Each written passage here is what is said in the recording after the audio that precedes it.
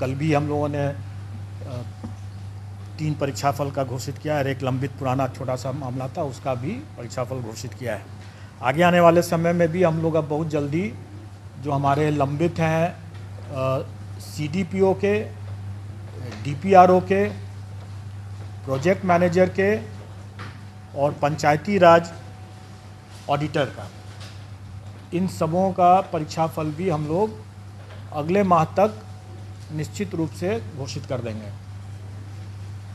और उम्मीद है कि जुलाई माह में हम लोग 67 कंबाइंड सिविल सर्विस एग्ज़ाम का, मेंस का भी परीक्षाफल घोषित कर सकेंगे। ये हमारे जो पुराने जितने हम लोग परीक्षा लेते रहे हैं, जो ले चुके हैं, उसका परिणाम परीक्षाफल के बारे में मैंने बताया। अब एक नया टास्क मिला है BPSC को सरकार के द्वारा। आप सब लोग अवगत हैं, वो अध्यापक नियुक्ति के लिए अनुशंसा भेजने के लिए। इसका हम लोगों ने पाठ्यक्रम और परीक्षा के संरचना के बारे में अपने वेबसाइट पर प्रदर्शित कर दिया है। और मैं समझता हूँ कि इसको लेकर के कुछ संशय आप लोगों के भी मन में होगा और अभ्यर्थियों के भी मन में होगा, और मैं चाहूँगा कि आप लोग भी प्रश्न पूछें और उनके बाद अगर कोई संशय है तो मैं कोशिश करूँगा कि उसको दूर करूँ। कुछ जानकारी मैं दे देना चाहूँगा ताकि आप लोग प्रश्न अगर पूछेंगे तो आसानी रहेगा। उसके बाद टोटल पद जो है वो प्राथमिक विद्यालय के लिए 79,943 है, जिसकी अधियाचना आयोग को प्राप्त हुई है। 79,943। उसके बाद माध्यमिक विद्यालय के लिए 32,916, 32,916। और उसके बाद हायर सेकेंडरी के लिए 57,602, 57,602। टोटल होता है 1,70,461, 1,70,461, जिस 61 आप लोग भी टोटल कर लेंगे। अब इसमें जो अर्हताएँ हैं वो सरकार के नियमावली में दिया हुआ है, और जहाँ जहाँ वो मिसिंग होगा वो सरकार के निर्देश पर और सरकार के साथ आयोग की बैठक, संयुक्त बैठक में जो निर्णय लिया जाएगा उसके अनुरूप वो होगा। और वो विज्ञापन के समय जब निकलेगा 1-2 दिन में, मैं समझता हूँ कि विज्ञापन भी हम लोग निकाल देंगे।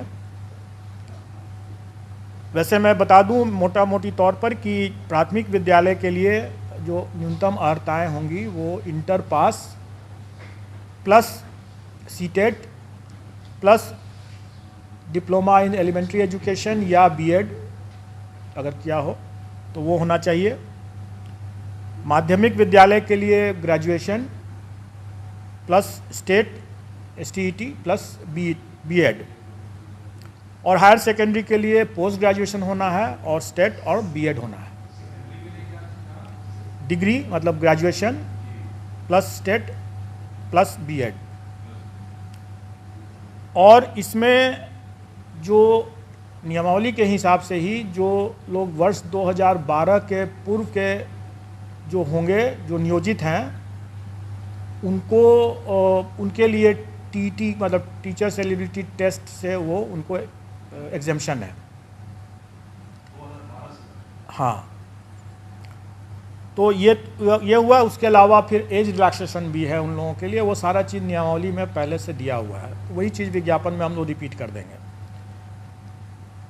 अब जो हम लोगों ने जो पाठ्यक्रम निकाला और जो उसके लाइट में लोगों को जो जिज्ञासा या संशय है, थोड़ा मैं उसको दूर करना चाहूँगा। पहली बात कि ये लोग प्रश्न पूछ रहे हैं कि परीक्षा एक ही दिन में होगा, एक दिन से अधिक में होगा। तो हम लोग आवेदन जो मांगेंगे वो इन सभी पदों के लिए एक साथ मांगेंगे। एक ही आवेदन होगा। मतलब कहने का है कि एक कैंडिडेट अगर वो योग्य है तो वो प्राथमिक के साथ साथ वो हाई स्कूल के लिए भी और हायर सेकेंडरी स्कूल के लिए भी, तीनों के लिए वो अप्लाई कर सकता है। एक साथ अप्लाई एक साथ कर सकता है। और जब हम अप्लाई करने की जब हम उसको सुविधा देंगे, क्योंकि उसका हक भी है, अगर वो योग्य है तो तीनों में अप्लाई कर सकता है, तो स्वाभाविक है कि हम उसको तीनों के लिए परीक्षा में उत्तीर्ण होने के लिए भी हम उसी हिसाब से परीक्षा की तिथि को रखेंगे, ताकि अगर वो योग्य कैंडिडेट है तो वो तीनों परीक्षा में अलग अलग तिथि पर वो भाग ले सकता है। अब हम आते हैं पाठ्यक्रम के बारे में। पाठ्यक्रम या और परीक्षा की जो संरचना है वो हम लोगों ने इस तरीके से डिसाइड किया है कि एक पेपर जो होगा वो क्वालिफाइंग नेचर का है और वो भाषा का पेपर जो है वो क्वालिफाइंग नेचर का है। उसमें उसको सिर्फ पास करना है, उसका मेरिट में नहीं जुटेगा वो। उसमें भाषा में 2 सेक्शन रहेगा। एक सेक्शन अंग्रेजी है जो सबको करना है, और दूसरा सेक्शन में विकल्प है, मतलब कि वो हिंदी, उर्दू या बांग्ला। क्योंकि हमारे पास जो पद आए हैं प्राथमिक में, उसमें बांग्ला के लिए 148 पद है, उर्दू के लिए 12,729 पद है, और बाकी जो प्राथमिक के जो बाकी हैं वो सामान्य मतलब हिंदी के हैं। ये सर जो क्वालिफाइंग वाला जो मामला है, जिसमें 25 मार्क्स का अंग्रेजी और मैं आपकी जिज्ञासा को जल्दी ही शांत कर दूंगा। 25 मार्क्स जो रहेगा वो, और सभी एग्ज़ाम जो हमारे हैं वो MCQ बेस्ड हैं, मतलब कि ऑब्जेक्टिव टाइप के हैं, मल्टीपल चॉइस क्वेश्चंस रहेंगे।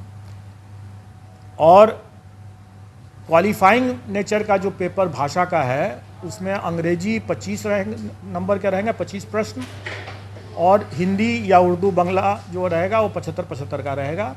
उसमें से कोई एक चुनना है उनको। मतलब टोटल 100 नंबर के 100 प्रश्न रहेंगे, और पूरे पेपर में उनको 30% मतलब कि 30 नंबर न्यूनतम लाना होगा, तभी वो पास करेंगे, नहीं तो वो परीक्षा से, प्रतियोगिता से बाहर हो जाएंगे। इसमें जो लोगों को जो जिज्ञासा है कि पहला कि क्या 30% अंग्रेजी में अलग और हिंदी में अलग लाना है, तो ऐसी बात नहीं है।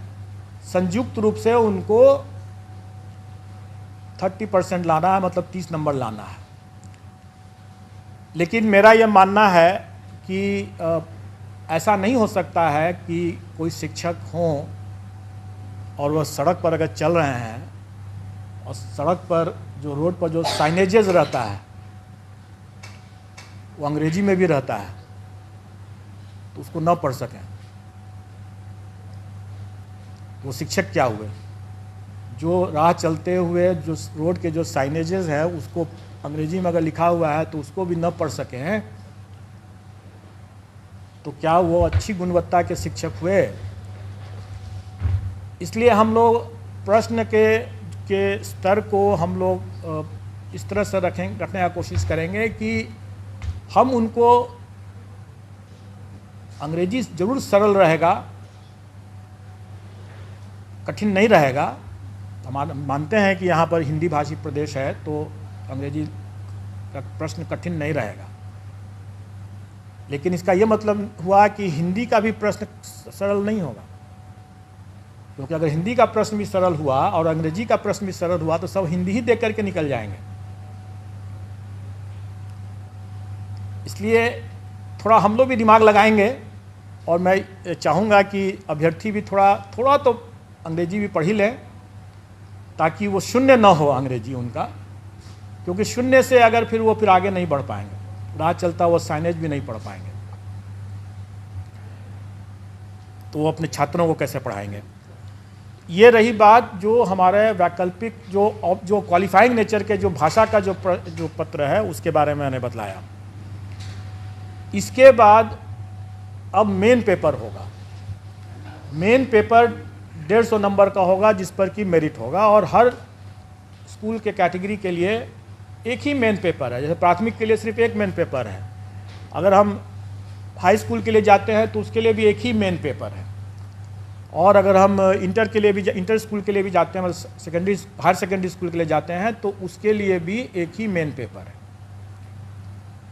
एक ही पेपर उसके बाद देना है, और वो अगर कोई अभ्यर्थी अगर तीनों श्रेणी के लिए अप्लाई करता है तो स्वाभाविक है कि उसको फिर तीनों पेपर देना होगा। अलग अलग दिन होगा लेकिन देना होगा तीनों। फिर मेरिट लिस्ट अलग अलग बनेगा क्योंकि सबके लिए अलग अलग वो परीक्षा है। अब रही बात कि जो भी 150 नंबर का जो मेन पेपर हुआ उसका कंपोजिशन इस तरह से रहेगा कि 100 क्वेश्चंस तो रहेंगे वही जो वो अपने विद्यार्थियों को पढ़ाते हैं, उसका टॉपिक, उसका चैप्टर, उसका विषय वो वही होगा जो वो अपने बच्चों को पढ़ाते हैं स्कूल में।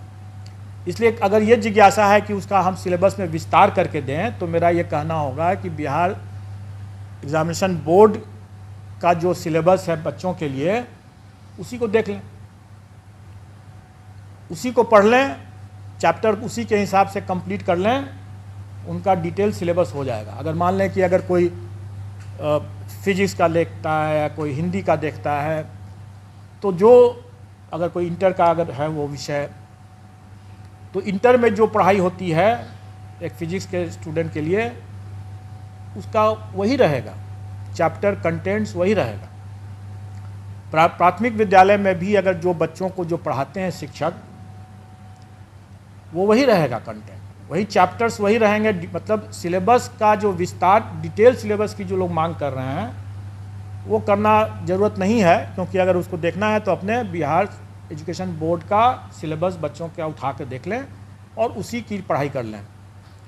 अब रही बात कि शिक्षक हैं वो बच्चों से उनका ज्ञान ज़्यादा होना चाहिए, बच्चों से उनका स्तर ज़्यादा होना चाहिए, तभी तो पढ़ा पाएंगे। तो स्वाभाविक है कि प्राथमिक शिक्षक के लिए जो अभ्यर्थी होंगे उनका चैप्टर तो वही होगा जो बच्चों को पढ़ाने वाला है, लेकिन उसका स्तर जो होगा वो बच्चों वाला तो नहीं होगा। उनका स्तर वो जो उनके लिए जो जैसे प्राथमिक शिक्षक के लिए न्यूनतम निर्धारित योग्यता जो है वो इंटर है,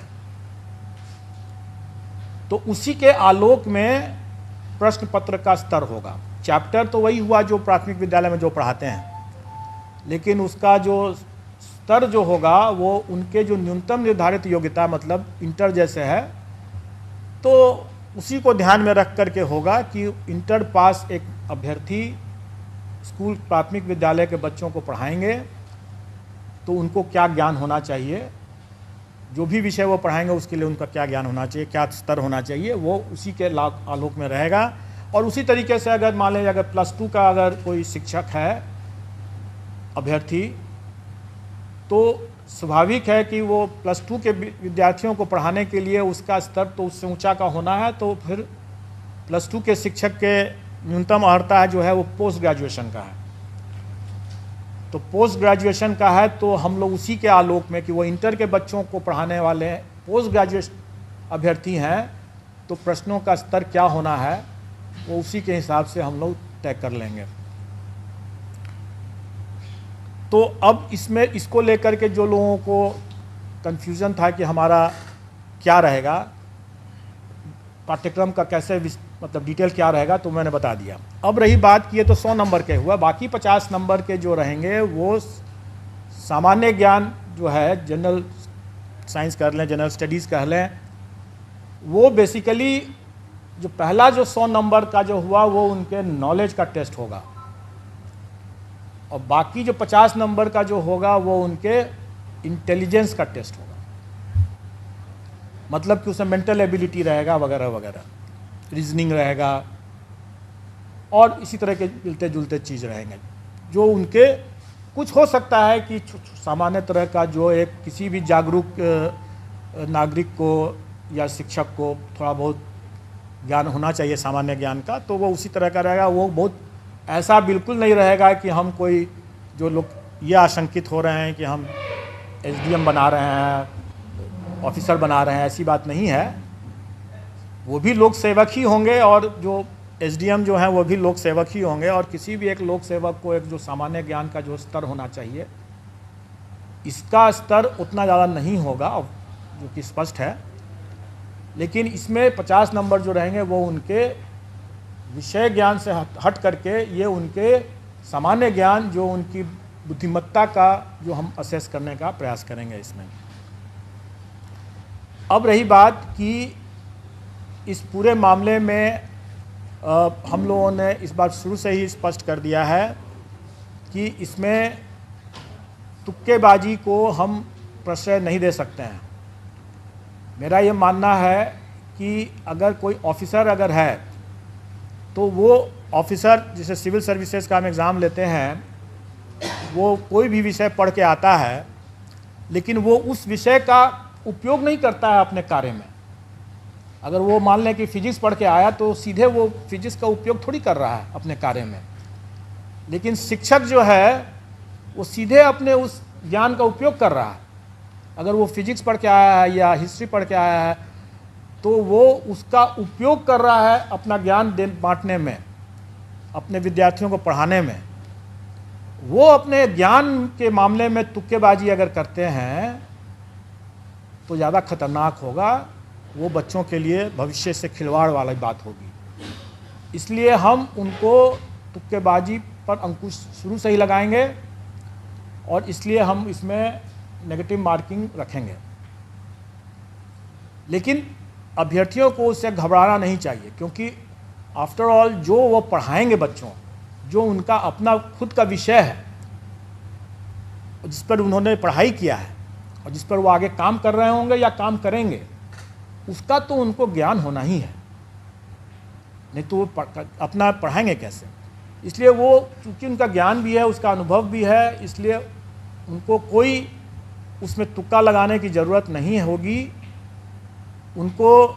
और इस बार तो मतलब कंबाइंड सिविल सर्विस की तुलना में सक्सेस रेशियो जिसमें जो होना है, जैसे 1,70,000 से ऊपर वैकेंसी है।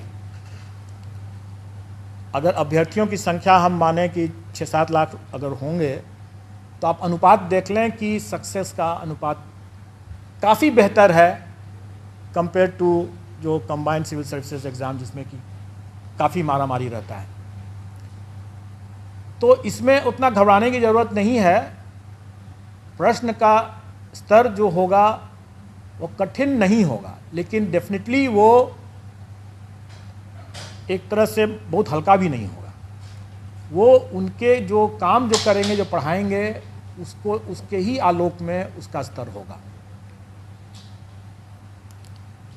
तो नेगेटिव मार्किंग कितना होगा उसके बारे में जो लोग यहाँ पर पहले से जुटे हुए हैं आयोग के संबंध में, नेगेटिव मार्किंग संबंध में, जानते हैं कि अगर 5 ऑप्शन रहेंगे अगर, तो 1/n-1 होता है फॉर्मूला उसके हिसाब से। मतलब कि अगर 5 ऑप्शन है तो मतलब कि 4 गलत प्रश्न और 1 सही प्रश्न मिलाकर के 0 होना है। 5 ऑप्शन है तो 1/4 हो जाएगा, और अगर 4 ऑप्शन है तो 1/3 माइनस हो जाएगा। ये स्टैंडर्ड स्टैटिस्टिकल फॉर्मूला रहता है और इसका निर्णय हम लोग कर देंगे और वो परीक्षा में भी उन लोग पता चल जाएगा। लेकिन इससे घबराने की बात बिल्कुल नहीं है।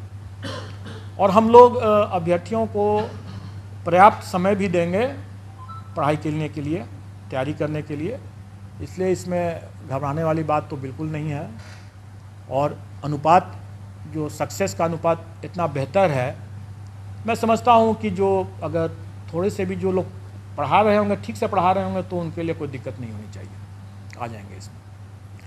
अब आप लोगों का अगर कोई प्रश्न बिल्कुल नहीं है, और अनुपात जो सक्सेस का अनुपात इतना बेहतर है, मैं समझता हूँ कि जो अगर थोड़े से भी जो लोग पढ़ा रहे होंगे, ठीक से पढ़ा रहे होंगे, तो उनके लिए कोई दिक्कत नहीं होनी चाहिए, आ जाएंगे इसमें। अब आप लोगों का अगर कोई प्रश्न हो इसमें। एग्जाम सर कब तक होगा सर? एग्ज़ाम कब तक होगा? एग्ज़ाम हम लोग कोशिश करेंगे कि हम लोग उनको लगभग 3 माह का हम लोग उसको टाइम तो देना चाहेंगे, 90 दिन का। दिसंबर में लगभग एग्जाम हुआ था, नवंबर तक तो आप सितंबर तो आप लोग करना। हम लोग एक साथ रोटी भी खा सकते हैं और सब्जी भी खा सकते हैं। सितंबर तक तो हम लोग मतलब तो हम लोग सितंबर में अगर वो परीक्षा कर रहे हैं तो इसका ये मतलब थोड़ी है कि हम लोग उसके पहले परीक्षा दूसरा नहीं दे सकते हैं। अगस्त लास्ट 90 दिन के बाद कभी भी हम लोग उसके मतलब नहीं, ऐसी बात नहीं, हम लोग आसपास हम लोग उनको पर्याप्त समय देंगे। और मोटा मोटी आप ये समझ के चलें कि अगस्त महीने में एग्ज़ाम होगा। कब सर? अगस्त महीने में एग्ज़ाम होगा। हम लोग अभी चूँकि वो ये एग्ज़ाम 4 दिन चलेगा, क्योंकि 4 पेपर हो जाते हैं। और चूँकि हमें सबको मौका देना है, प्राथमिक के लिए भी और हाई स्कूल के लिए भी और हायर सेकेंडरी के लिए भी, इसलिए वो हमें समय लगेगा उसमें। पेपर 1 जो होगा सर, भाषा का जो बता रहे हैं, तो वो तीनों के लिए अलग अलग होगा? नहीं, एक ही होगा? वो तीनों के लिए एक होगा। प्राथमिक, माध्यमिक और उच्च माध्यमिक का एक ही पेपर भाषा का होगा, इसलिए आपको वो सरल होगा, जी। वो सरल होगा। हम लोग चाहेंगे कि जो हमारे शिक्षक हैं वो अपने भी मतलब सर उठा करके चलें। और आप लोग भी जब जाकर के जब कभी चेक करते हैं और बोल पाते हैं कि उनको मतलब एक स्केड्यूल नहीं अपना रविवार शनिवार तक नहीं जानते हैं, तो फिर बड़ा दुखद लगती कि वैसी नहीं होगी बात। बस उतना ही जानना है उनको, क्योंकि उसके बाद जो अपने विषय के जो हैं वो अपने विषय के तो ज्ञाता हैं ही। इसका सिलेबस क्या होगा सर, भाषा का? वही तो मैं बता रहा हूँ कि ये एक सामान्य होगा। अगर मान लें कि अंग्रेजी की बात अगर करें तो वो कम से कम अगर अंग्रेजी का अखबार उठा करके पढ़ तो सकें, 4 लाइन में कोई लिखा हुआ है तो उसको समझ तो सकें कि क्या लिखा हुआ है। उतना ही भर है, सामान्य है। कोई हम उसमें उनसे शेक्सपियर के बारे में नहीं पूछने वाले हैं। सर इसमें कट ऑफ मार्क्स जैसे था कि सर प्रधानाध्यापक बना 40 पे, वो सामान्य प्रशासन का बहुत पुराना सर्कुलर है और वो सभी परीक्षाओं में लागू है, वो इसमें भी लागू है। सर अभी इंग्लिश पेपर की बात कर रहे थे, तो जहाँ तक मेरे नजरिया है कि ग्रामीण क्षेत्र में बहुत कम ऐसे टीचर है जो इंग्लिश पढ़ाते हैं। गवर्नमेंट स्कूल में इंग्लिश का साधन नहीं है, तो लोग कैसे पढ़ेंगे और कैसे पेपर दे पाएंगे? देखिए, जैसे आप शायद पता नहीं थी कि नहीं थी, मैंने बताया कि क्या ग्रामीण क्षेत्र के लोग पटना नहीं आ रहे हैं? आ रहे हैं। और सड़कों पर आजकल पटना के सड़कों पर आप देखेंगे कि साइनेजेस जो हैं काफी अंग्रेजी में लिखे हुए हैं। जितने व्हाट्सएप जो होते हैं, बहुत से व्हाट्सएप तो अंग्रेजी में भी लिखते हैं ना। सीनियर टीचर्स जो हैं, कोई एक अगर हम बिहार के भविष्य के लिए बात कर रहे हैं, हमारे बच्चे क्या उनकी सीमाओं से बच्चे की भी जानकारी या उनका जो ज्ञान जो है बाधित हो जाए? नहीं होना चाहिए। हम उनको अंग्रेजी पढ़ाने के लिए नहीं कह रहे हैं, क्योंकि वो अंग्रेजी विषय के वो शिक्षक नहीं है, इसलिए अंग्रेजी वो नहीं पढ़ा रहे हैं। लेकिन उनको इतनी जानकारी तो होनी ही चाहिए ना, जो अपने, क्योंकि वो अगर प्राथमिक विद्यालय के अगर शिक्षक है तो वो सब कुछ पढ़ा रहे हैं। हाई स्कूल के हैं तो वो अलग बात है, फिर तो विषयवार हो गया, फिर उसको अंग्रेजी के अलग विषय के शिक्षक हैं। 25 नंबर है अंग्रेजी में, 75 है हिंदी में। हम अंग्रेजी नहीं बनाए, 75 सिर्फ हिंदी बनाए। आपने सुन, मैंने इसके बारे में जवाब दे दिया है, मैंने इसके बारे में जवाब दे दिया है, इसलिए आप उसको आप समझ लें। सर एक चीज है सर, इसमें कहा जा रहा है सर, जो बीएड और ये सब का जो क्वालिफिकेशन रखा गया वो ट्रेनिंग से रिलेटेड क्वेश्चन क्यों नहीं सर रखा गया है सर? Good question. मैं बता दूं, आप जो तीनों स्तर के, क्योंकि अभी मेरे पास मध्य विद्यालय की वैकेंसी नहीं आई है, इसलिए मैं मध्य विद्यालय के बारे में नहीं बता रहा हूँ, अभी कुछ तय नहीं हुआ है, उसका जब आएगा तो उस समय देखा जाएगा। लेकिन अभी जितने भी स्तर लेवल के विद्यालय के शिक्षकों के बारे में मामला है, सब में देखेंगे कि अनिवार्य अर्हता में सीटेट एस्टेट ये है या बीएड डीएलएड है। ऐसी स्थिति में उन परीक्षाओं में प्रशिक्षण संबंधित कैसे पेडागॉजी जो कहते हैं उसके संबंध में या चाइल्ड डेवलपमेंट के बारे में ऑलरेडी उसकी परीक्षा वो टीचर्स एबिलिटी टेस्ट में दे चुके हैं। तो अब फिर से उसी चीज़ के अगर हम लेने लगे हैं तो फिर आप ही लोग कहेंगे कि जब उसमें जब ले ही चुके हैं तो फिर इसमें भी वही चीज़ ले रहे हैं, तो नई परीक्षा की क्या ज़रूरत है? नई परीक्षा की ज़रूरत इसलिए है क्योंकि जो अभ्यर्थियों की संख्या अगर 6 लाख है और अगर हम उसमें से 1,70,000 ही को हमको अगर लेना है तो स्वाभाविक है कि हम मेरिट बेस्ड ही हम सिलेक्शन प्रोसेस करेंगे। अब रही बात कि पेडागोजी जो है या चाइल्ड डेवलपमेंट CDP जिसको कहते हैं, चाइल्ड डेवलपमेंट पेडागोजी के बात जो कहते हैं, ये ऐसा चीज़ है जिसके लिए वो पहले से एलिजिबल हो, वो अपनी पात्रता पहले से प्रमाणित कर चुके हैं। दूसरी बात कि ये ऐसा मामला है कि वो भविष्य में कि वो TET करके आए हुए हैं, वो जब स्कूल में जब जाएंगे वहाँ भी और भी अनुभव ज्ञान अभी हासिल करेंगे, उनका उसमें निखार आना ही है। उस पर हमको एक बार जब वो एलिजिबिलिटी टेस्ट कर चुके हैं उस बिंदु पर, तो दोबारा हमको उसी बिंदु पर उसकी परीक्षा लेने का कोई मतलब नहीं है। सर पहले क्वालिफाइंग परीक्षा होगा, उसके बाद ये भाषा वाले में अब जनरल तो हो गया, इंग्लिश और हिंदी दोनों होना चाहिए, लेकिन अगर कोई बांग्ला का स्टूडेंट है या उर्दू का स्टूडेंट है उसके लिए क्या वो भाषा का क्या? वही तो मैं बताया ना कि Hindi oblique Urdu oblique Bangla. Hindi oblique. प्रश्न पत्र बाइलिंगुअल रहेगा या हिंदी केवल? देखिए, प्रश्न पत्र जो हमारा जो सब्जेक्ट का जो रहेगा वो बाइलिंगुअल रहेगा, लेकिन नेचुरली अगर हिंदी का प्रश्न अगर है, एक का पेपर है तो हिंदी में ही सिर्फ रहेगा। अगर इंग्लिश का है तो फिर उसमें हिंदी तो नहीं रहेगा। एक उर्दू वाले, ये मदरसा वाले, जो लैंग्वेज का जो विषय का जो पेपर रहेगा वो उसी लैंग्वेज में रहेगा, जो बाइलिंगुअल नहीं रहेगा। ये DET को लेके बिहार में जो अब तक परीक्षाएं हो रही है, इसमें महिलाओं को विशेष छूट दिया गया है कि 85% उनके लिए 85 मार्क्स है, तो क्या वो छूट आप जारी रखेंगे या फिर जो 90 का है? देखिए, जो मिनिमम क्वालिफाइंग जो कट ऑफ है वो सरकार के द्वारा पहले से निर्धारित है। उसमें महिलाओं के लिए अलग है, सामान्य के लिए अलग है, वो उसका पूरा आप लोग को ज्ञान होगा, हमारे पाठ्यक्रम में भी वो परसेंटेज लिखा हुआ है। अब रही बात कि सरकार ने इस बार जो नियमावली जो बनाया है उसमें प्राथमिक विद्यालय के शिक्षकों के लिए शिक्षकों के पद पर महिलाओं के लिए आरक्षण जो है 50% 50% है, अन्य में 30% या 35%। प्राथमिक में 50 और अन्य में 35। अन्य में जो पहले से है वो सही है, और प्राथमिक विद्यालय के केस में 50% आरक्षण महिलाओं के लिए।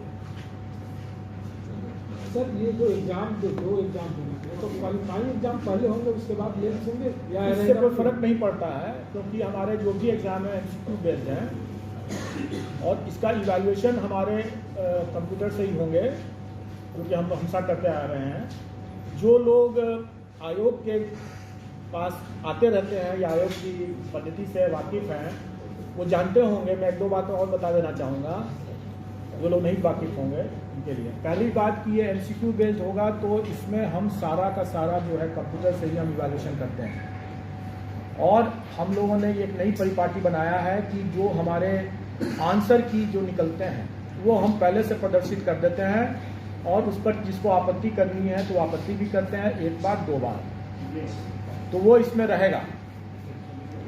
जो हम लोगों ने इतने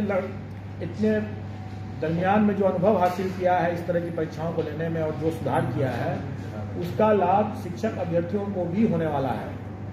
तीसरा ये इसमें ये रहेगा कि पारदर्शिता बरतते हुए हम उनका OMR शीट को वेबसाइट पर उनको दे देंगे ताकि वो अपना OMR शीट देख सकें कि उन्होंने क्या किया है। ये पूरी ट्रांसपेरेंसी रहेगी। लेकिन इसके साथ साथ मैं ये भी बता दूं, उनको ये आगाह भी कर दूं कि मैं जो ये सुविधा दे रहा हूं तो उसके साथ साथ जो पारदर्शिता और जो कड़ाई जो की बरती जाएगी उसके बारे में भी जानकारी दे दूं।